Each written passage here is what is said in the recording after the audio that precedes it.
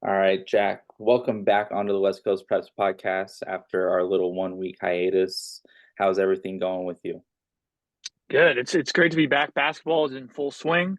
We've got a lot of hoops to talk about since you and I last chatted, and I can't wait to dive into it here for your quick hitters on all things Bay Area high school hoops. Yeah, and once again, Jack, he put it on his resume. He could predict the future, but I guess he still hasn't perfected it. So we're recording this on Tuesday. If anything crazy happens between now and when this gets posted on Thursday, don't blame me, blame Jack. So the first thing we're going to talk about is whose stock is rising and who is falling right now as we're heading into tail end of the regular season. Yeah, so I'll start on the boys' side, and a couple of North Bay teams are seeing their stock rise pretty considerably. Sonoma County is not an area that's known for a lot of good boys basketball, especially in the grand scheme of the Bay Area, Northern California. But the Santa Rosa rivalry between Montgomery and Cardinal Newman this year is as good as it's been in years. Montgomery started the year out of our rankings.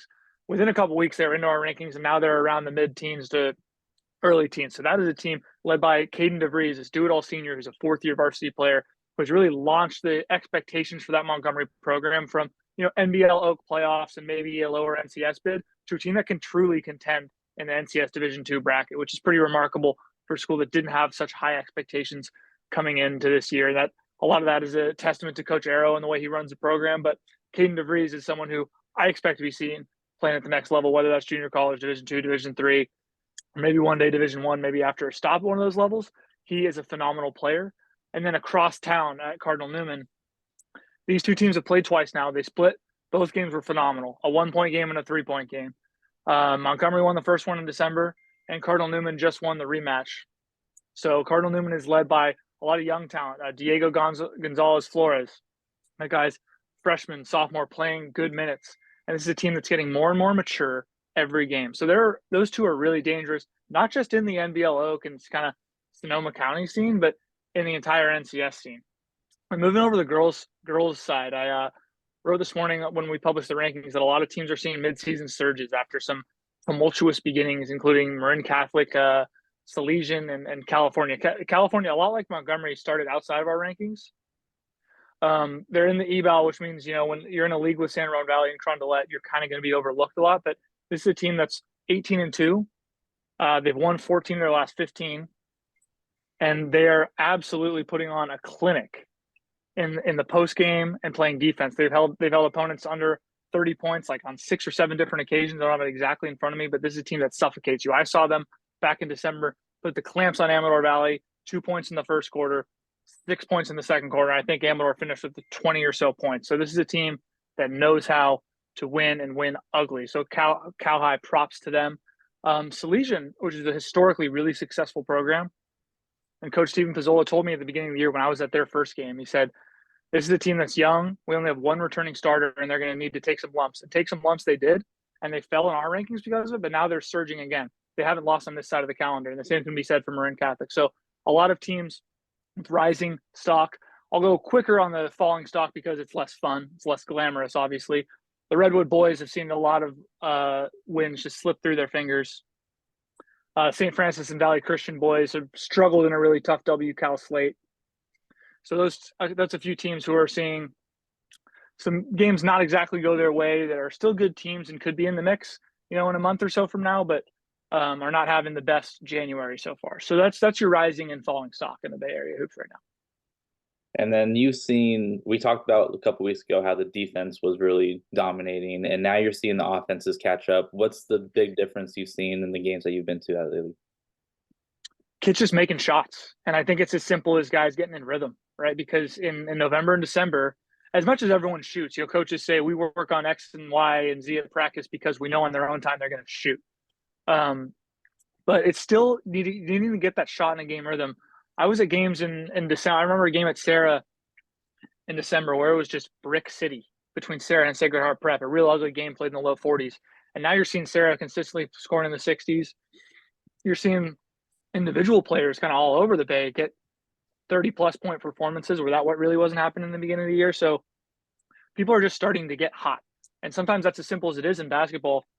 You can get open looks, you can scheme up good looks, but you got to hit the shot. And people are hitting shots. It's not that the defense is getting worse. The defense is probably also getting better. It's just Guys are hitting contested looks. People are in the rhythm of the season right now. We're probably past the halfway point of the basketball season. So guys have been putting up a ton of shots, and people are starting to get really comfortable within their offensive identities for a lot of different teams. And then also coming off our last episode, we talked how the Bay Area teams have really been able to dominate outside of the area, between Sacramento teams and some of the Southern California teams. One team that you've noticed that's been a really fun matchup is Corona Centennial, though. Just kind of talk about some of the matchups that the Bay Area teams have had with them. Yeah, I think I mentioned Corona Centennial last time we talked because they had lost to De La Salle and Salesian once. And since then, they've lost to Salesian again. And then Reardon joined the party and beat them this week. So I think Corona Centennial has seen enough of the Bay Area this year. They are tired of playing some of the 4 or 5 best teams in the Bay Area because that's a really good team. That's a Southern California powerhouse. And the Bay Area's best has taken it to them this year. And there are a number of other really good out of area wins. De La Salle also beat Los Alamitos. We saw Granada beating Bishop Gorman. So the Bay Area's best teams have fared really well outside of the area. And Corona Centennial, for as good of a program as it is, has kind of been a punching bag for that. I know this wasn't on our script, but I'm just curious, where's the rankings looking at in that top 5 area? Because it just seems so loaded at the top. The boys' rankings, I'll pull it up for you. We got Salesian holding the top spot as they have pretty much all year. And then we got De La Salle, hasn't moved. Granada also hasn't moved after they made a big jump from 6 to 3 about 3 or 4 weeks ago. Branson is holding on. Branson has more losses than a lot of the teams in the top 6-7 range, but all their losses are so quality, and also factoring in that they're not going to lose the rest of the way playing Marin County teams until the playoffs. So Branson is pretty set up nicely to be one of those open teams. Got Reardon at 5th. They keep stacking really nice wins. They have a chance to jump Branson if they have some more impressive wins than Branson. If Branson isn't completely dominant down the stretch. And then a bit of a cutoff, you get to the Dublin SRV Mitty range. And after that, we have St. Ignatius and Sarah rounding out the top 10. So a lot of WCAL action in that top 10, which is always the case. And in any sport, we're really covering a phenomenal athletic league. So that's how the boys' top 10 is shaping up right now. And then we're going to move on to the girls' side. And this almost seems like a rhetorical question at this point. The question is, will Mitty girls just walk to the open title? Yeah, I think this year, more so than maybe any other year, they have a chance to be heavily favored against any team. Last year they lost to Etowanda in that state title game. This year, Etowanda is still that second team nipping at their heels. I think they're also top 20 or even top 10 nationally. Mitty's still holding that number 1 national ranking. But I still think just what I saw from Mitty last weekend and the margins they're winning at and the national recognition they're getting, I think they would have to play a poor game to lose to Etowanda. They beat the number 2 team in the country back in December. They score at such an insane clip. They play so high, and that's so unique in the girls' game. They're always it's like they're taking candy from a baby, and they're keeping the ball away from a younger sibling when they're playing against Sacred Heart Prep, who let me double check this, or Sacred Heart Cathedral is the number 6 team in the Bay Area in our rankings, and Mitty beat them by 40. It wasn't particularly close. Maybe Sacred Heart poured on a little bit at the end. That's a really good Sacred Heart Cathedral team. And Mitty was up 10-0 in 2 minutes, and the game was over, which we knew it would be, but it's still kind of shocking to see the margin. So Etowanda is really good, probably a generational level team and program, but Mitty, the height and speed and just shot making that Mitty plays with is so overwhelming that when they are supplementing that with an intense team defense that they can turn up when they play teams that are closer to their level, they're a machine, and they're frankly probably unbeatable in the state of California, definitely in the Bay Area and Northern California. Yeah, that open title has evaded them for the last couple of years, and it seems. Yeah, I think Sue wants it. She's due. Talking to her last week, she didn't look satisfied after winning her 800th game. She never has looked satisfied, to be honest. Yeah. She always wants more out of her team, that's for sure. All right, I'll give you 30 seconds because you and Dylan are damn Niner fans. Give me a prediction for the game this weekend.